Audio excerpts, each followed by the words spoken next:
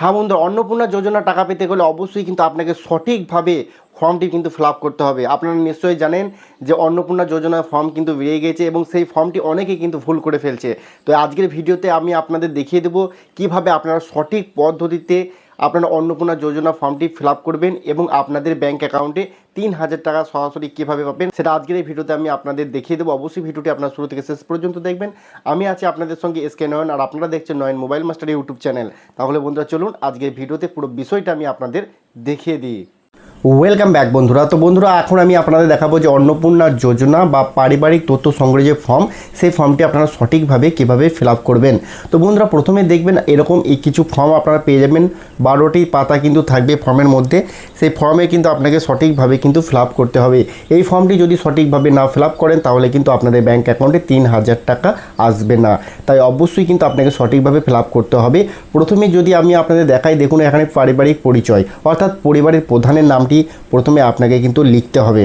ঠিক আছে, পরিবারে যে প্রধান রয়েছে তার নামটি কিন্তু অবশ্যই এখানে দেখুন পুরো নাম লিখুন, লেখা রয়েছে এই জায়গায় কিন্তু আপনাকে লিখতে হবে। আপনার পরিবারের প্রধানের নামটি এখানে লেখার পর আপনার যে পরিবারের যে জন্ম তারিখ, সেই তারিখটাও কিন্তু আপনাকে কিন্তু এখানে উল্লেখ করতে হবে। মনে রাখবেন এখানে ডিটেলসটা কিন্তু আপনার পরিবারে যে প্রধান রয়েছেন তার নামটি কিন্তু লিখতে হবে বা জন্ম তারিখ কিন্তু লিখতে হবে। ঠিক আছে, তারপরে যদি দেখি এখানে দেখো পরিবারের প্রধানের লিঙ্গ অর্থাৎ তিনি পুরুষ, মহিলা বা অন্যান্য। ঠিক আছে, তারপরে পরিবারের প্রধানের আধার নাম্বার এখানে কিন্তু খুবই গুরুত্বপূর্ণ, আধার নাম্বারটা দিয়ে দেবেন। এবং এখানে ডিজিটাল রেশন কার্ডের পারিবারিক আইডি, এই আইডিটা কোথায় পাবেন সেটা অবশ্যই যদি না জানা থাকে কমেন্ট করবেন। এবং পরিবারের সদস্য সংখ্যা কত এবং ঠিকানা কী রয়েছে এবং যোগাযোগ নম্বর অবশ্যই কিন্তু দিয়ে দেবেন, মানে মোবাইল নাম্বার কিন্তু অবশ্যই কিন্তু আপনাকে দিতে হবে। এবং যদি নিচের দিকে আপনারা চলে আসেন তাহলে দেখুন এখানে নাম, জন্ম তারিখ, লিঙ্গ এবং পরিবারের প্রধানের সঙ্গে সম্পর্ক, আধার নম্বর ও পরিবারের সকল সদস্যদের, মানে আপনার পরিবারের যে প্রধান আপনি করেছেন সেই প্রধান হওয়ার পর বাড়িতে যে সমস্ত সদস্যরা রয়েছেন 1 নম্বর, 2 নম্বর, 3 নম্বর করে সমস্ত সদস্যের কিন্তু ডিটেলসটা কিন্তু এখানে দিতে হবে। পরিষ্কার কিন্তু বলা হয়েছে এখানে দেখুন। তো এক এক করে যদি আপনারা দেন, পরিবারের সদস্য 1 যদি আপনারা দেখেন তাহলে 1-এ অবশ্যই কিন্তু এখানে বলা হয়েছে অন্নপূর্ণা যোজনার জন্য আবেদন করা হচ্ছে, তাহলে হ্যাঁ হয় তাহলে হ্যাঁ, আর যদি না হয় তাহলে কিন্তু না আপনাকে সিলেক্ট করতে হবে।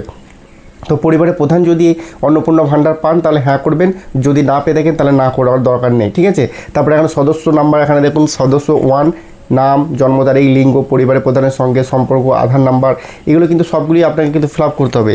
এবার সদস্য যদি আপনার 3টে হয় তাহলে 3টি কিন্তু আপনাকে ফিল আপ করতে হবে। এবং তিনি যদি অন্নপূর্ণা যোজনার টাকা পেতে চান বা পায় তাহলে কিন্তু হ্যাঁ করতে হবে। ঠিক আছে, এগুলো দেখুন সদস্য 1, সদস্য 2, এগুলো কিন্তু ঠিক একইভাবে কিন্তু আপনাকে ফিল আপ করতে হবে। আপনার বাড়িতে যতগুলো সদস্য রয়েছেন সমস্ত সদস্যের নাম, জন্ম তারিখ, লিঙ্গ এবং পরিবারের প্রধানের সঙ্গে কী সম্পর্ক সেটা কিন্তু লিখতে হবে।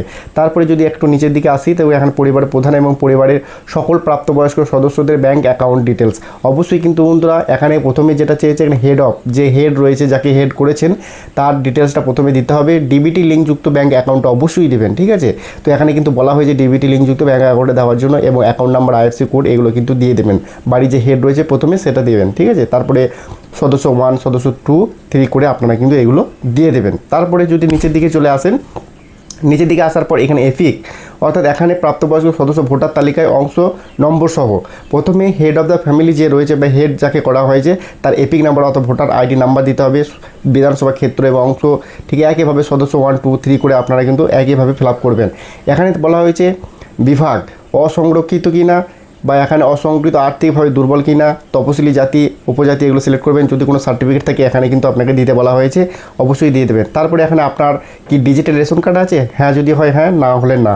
ঠিক আছে, যদি হ্যাঁ হয় তবে কার্ডের ধরন উল্লেখ করতে হবে আপনাকে, আপনার কার্ডটি কোন ক্যাটাগরি। ঠিক আছে, তারপরে পরিবারটিকে রেশন দোকান থেকে মাসিক মানে রেশন তুলছে কিনা। ঠিক আছে, এগুলো সব কিন্তু দিতে হবে। বাড়ির ধরন কি, আপনার বাড়িতে কি কোনো 4 চাকা বা পাকা বাড়ি রয়েছে কিনা সেগুলো হ্যাঁ যদি হয় হ্যাঁ, না হলে না।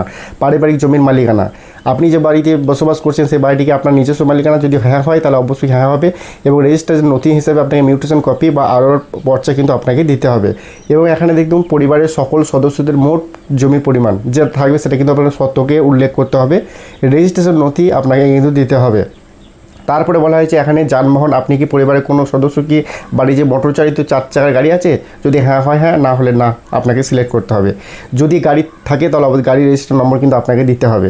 তারপরে পারিবারিক সদস্যদের স্বাস্থ্য বিমা যদি থাকে, যদি না হয় না, হ্যাঁ যদি হয় তাহলে কোন সরকারি কিনা বেসরকারি আপনি মানে স্বাস্থ্য বিমা পাচ্ছেন সেটা উল্লেখ করতে হবে, ঠিক আছে। তারপরে একইভাবে কিন্তু সেই সদস্যদের ডিটেলস আপনাকে দিতে হবে। তারপরে এখানে আপনার পেশা, আপনি কোনো সদস্য আয়কর বা পেশাগত প্রদান করেন, হ্যাঁ হলে হ্যাঁ, না হলে না, ঠিক আছে। পরিবারের সদস্যদের প্যান কার্ড অর্থাৎ যদি থাকে আপনাকে কিন্তু এখানে উল্লেখ করতে হবে। পরিবারে যে সমস্ত সদস্যরা আপনাদের রয়েছে সেই সমস্ত সদস্যের আপনার নাম, প্যান কার্ড নাম্বার এখানে কিন্তু এক এক করে উল্লেখ করবেন। মনে রাখবেন সদস্য ওয়ানে যাকে রাখবেন সব জায়গাতে কিন্তু সদস্য ওয়ানে একই নাম কিন্তু রাখার চেষ্টা করবেন, ঠিক আছে, নাহলে কিন্তু আপনাদের সমস্যা হতে পারে, ঠিক আছে। তারপরে বন্ধুরা এখানে দেখুন, আপনারা যদি ভালো করে লক্ষ্য করেন সদস্য 1, 2, 3 করে পরপর কিন্তু অপশন রয়েছে, এখানে আপনারা ভালো করে দেখুন। তারপরে এখানে দেখুন কর্মসংস্থানের ধরন, আপনি কি সরকারি ক্ষেত্রে চাকরি করেন না বেসরকারি ক্ষেত্রে চাকরি করেন নাকি পরিযায়ী শ্রমিক, বেকার না অন্য কিছু, এগুলো আপনার কিন্তু এখান থেকে টিকমার্ক দিতে হবে। অবশ্যই কিন্তু মনে রাখবেন আপনাকে কিন্তু এগুলো সঠিকভাবে দিতে হবে। একইভাবে কিন্তু আপনারা সদস্য 1, সদস্য 2 যারা যে কর্মে নিযুক্ত রয়েছেন সেগুলো কিন্তু এখানে আপনাকে সিলেক্ট করতে হবে, ঠিক আছে। তারপরে একটু নিচের দিকে চলে আসবেন, নিচের দিকে এলে এখানে পরিবারের শিক্ষিত প্রাপ্তবয়স্ক সদস্যের সংখ্যা বা পরিবারের অশিক্ষিত প্রাপ্তবয়স্ক সদস্যের সংখ্যা, অর্থাৎ আপনার পরিবারে যে প্রধান রয়েছে তিনি শিক্ষিত না অশিক্ষিত সেটা কিন্তু আপনাকে সিলেক্ট করতে হবে। একইভাবে আপনার সদস্য 1, 2, 3 করে কিন্তু আপনার সিলেক্ট করতে হবে তারা শিক্ষিত নাকি অশিক্ষিত, ঠিক আছে। এগুলো কিন্তু এক এক করে আপনাকে কিন্তু সুন্দরভাবে সিলেক্ট করতে হবে। এই ফর্মটি এমন কিছু ব্যাপার নয় বন্ধুরা, ফিল আপ করা খুবই সহজ, আপনারা একটু বুঝে নিন তারপরে আপনারা ফিল আপ করবেন, ঠিক আছে। তারপরে দেখুন এখানে সদস্য 1, 2, 3, 5 এখানে কিন্তু আপনার হয়ে গেছে। তারপরে এখানে কোনো সদস্য কি কোনো সাংবাদিক পদ, মন্ত্রী, সাংসদ, বিধায়ক বা পৌর স্থানীয় সংস্থা বা পঞ্চায়েত সংস্থার প্রাক্তন প্রধান বা ধারক, তিনি যদি কোনো সরকারি পদে নিযুক্ত থাকেন হ্যাঁ করবেন, যদি না থাকে আপনাকে কিন্তু না করতে হবে, ঠিক আছে। এখানে দেখুন পরিষ্কার উল্লেখ রয়েছে যিনি যদি কোনো কর্মচারী হয়ে থাকেন তাহলে তার সংসদ বা সদস্য সংখ্যা কত সেটা কিন্তু উল্লেখ করতে হবে। এবং কোনো সদস্যকে সরকারি পেনশনভোগী, যদি হ্যাঁ হয় হ্যাঁ, না হলে না। এবার যিনি যদি সরকারি পেনশনভোগী হয় তার সদস্য নাম্বারটি কিন্তু আপনাকে এখানে দিতে হবে, ঠিক আছে।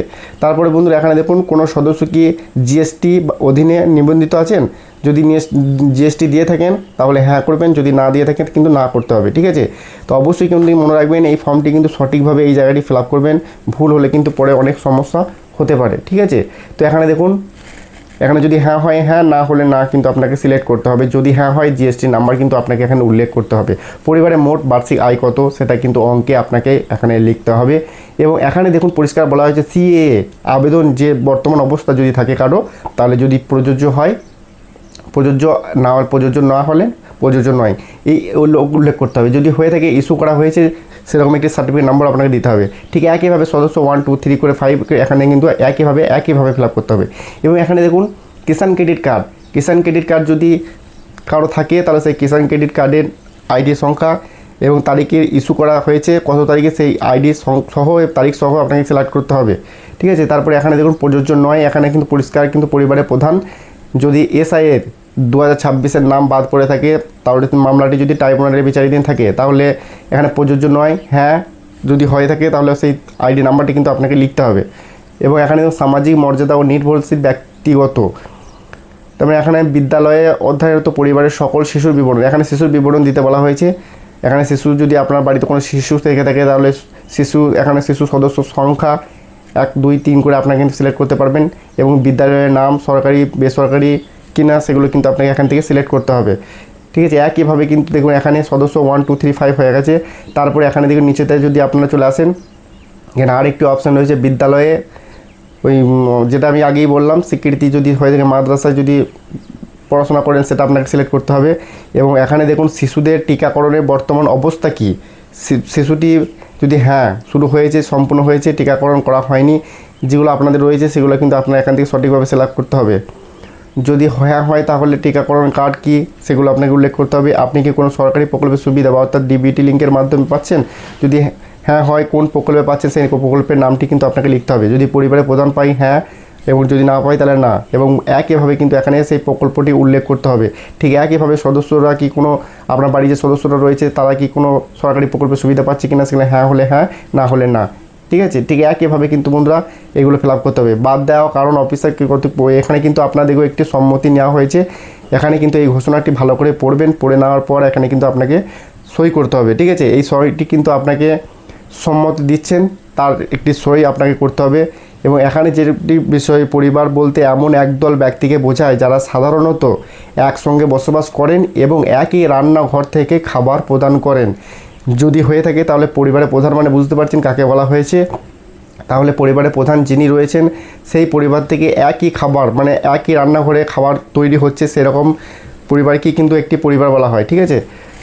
তারপরে বন্ধুরা দেখুন এখানে সরকারি ব্যবহারের জন্য এগুলো আপনাকে কিচ্ছু করতে হবে না, এগুলো যারা সরকারি আধিকারিকরা রয়েছেন তারা কিন্তু এই ফর্মটি ফিল আপ করবেন এবং আপনাকে কিন্তু একটি রিসিপ্ট কপি কিন্তু দিয়ে দেওয়া হবে, ঠিক আছে। তো এর সঙ্গে যে সমস্ত নথি প্রয়োজন আপনারা বুঝতে পারছেন যে ভোটার কার্ড, আধার কার্ড, প্যান কার্ড যদি থাকে আপনাকে কিন্তু দিতে হবে এবং আপনারা যদি ট্রাইব্যুনালে বিচারাধীন হয়ে থাকেন তাহলে তার সেই রিসিপ্ট কপিটাও কিন্তু আপনাকে দিতে হবে। তো বন্ধুরা আশা করছি আজকে ভিডিওটি আপনারা সম্পূর্ণভাবে বুঝতে পেরেছেন। আজকের মতো ভিডিও এখানেই শেষ করছি, দেখা হচ্ছে নেক্সট ভিডিওতে। ধন্যবাদ।